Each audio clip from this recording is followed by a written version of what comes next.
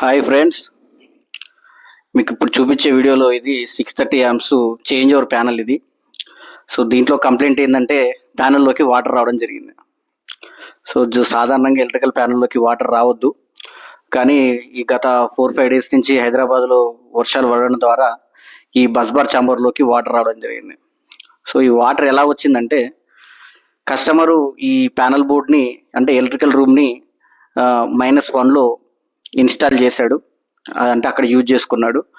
So main transformer కానీ generator కానీ అవి గ్రౌండ్ ఫ్లోర్లో ఉన్నాయి. వర్షాలు బాగా పడడం ద్వారా కేబుల్స్ పైన కేబుల్ ద్వారా ఈ ఛాంబర్లోకి నీళ్లు రావడం జరిగింది. సో వాటర్ రాగానే ఏం జరుగుతుంది, ఏదో ఒకటి బ్లాస్ట్ అవుతుంది. సో ఈ ఏటీఎస్ కంట్రోలర్ బ్లాస్ట్ అయింది. ఈ వాటర్ ఈ కంట్రోలర్కి పోవడం జరిగింది. ఇది బ్లాస్ట్ అయిపోయి మొత్తం పైన కవర్ కూడా ఓపెన్ అయిపోయింది.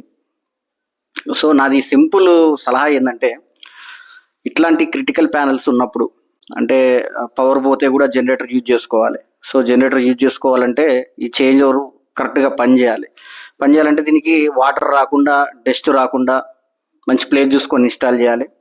సో గ్రౌండ్ ఫ్లోర్లో ఇన్స్టాల్ చేసుకోవడం బెస్ట్, -1 కంటే. సో కస్టమర్కి అర్జెంట్ ఉంది కాబట్టి మేము లైవ్ చేసాం. ప్యానల్ ఏమైనా షార్ట్ సర్క్యూట్ ఉందా అని చెక్ చేస్తే ఎక్కడ షార్ట్ సర్క్యూట్ అయితే లేదు, కింద ఛాంబర్లో అయితే వాటర్ ఉంది. సో అదొకటే ప్రాబ్లము. సో ఇట్లా ఛాంబర్లో వాటర్ ఉన్నా కూడా యూజ్ చేసుకోవచ్చు, మన ఎర్తింగ్ ప్రాపర్గా ఉంటే. అంటే ఎలాంటి లీకేజెస్ ఉన్నా కానీ, ఇండక్షన్ ఉన్నా కానీ అది గ్రౌండ్ అయిపోతుంది ఎర్తింగ్ ద్వారా. సో మనం ముట్టుకుంటే కూడా, అంటే ఎలక్ట్రీషియన్ కానీ అన్ఆథరైజ్డ్ పర్సన్ ముట్టుకుంటే కూడా ఎవరికి ఏమి కాదు. సో అందు గురించి అని ప్యానల్కు 100% ఎర్తింగ్ ఉండాలి. చూడండి ఫ్రెండ్స్, మొత్తం క్లాత్ తోటి బస్ బార్ని కానీ స్విచ్ని కానీ మొత్తం క్లీన్ చేసి హెయిర్ గన్ పెట్టి మొత్తం క్లీన్ చేసాం. ఇలాంటి మార్చరున్న ఏమన్నా మొత్తం డ్రై అయిపోవాలనేసి మాకు గత నైట్ నుంచి ఇదే పని, 4 hours నుంచి ప్యానల్స్ అన్నీ క్లీన్ చేసేసి ఈచ్ వన్ ఎవ్రీథింగ్ అని చెక్ చేసి దీన్ని రన్నింగ్లోకి తీసుకురావడం జరిగింది. సో ఎప్పుడైనా ఇన్స్టాల్ చేసేటప్పుడు height important, water run place చూసుకొని ఇన్స్టాల్ చేయాలి. సో కాబట్టి ఇప్పుడు కస్టమర్కి జనరేటర్ ఉన్నా ఇలాంటి కండిషన్ వచ్చినప్పుడు ఆయన యూజ్ చేసుకోలేడు. సో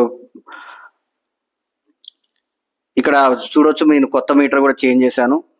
మీటర్ కొత్తది వేసి మళ్ళీ కస్టమర్కు ఆటోమేటిక్గా పవర్ పోతే జనరేటర్ పవర్ వచ్చేటట్టుగా చేశాను. సో నా ఎక్స్ప్లెనేషన్ నచ్చినట్లయితే ఒక లైక్ వేసుకోండి.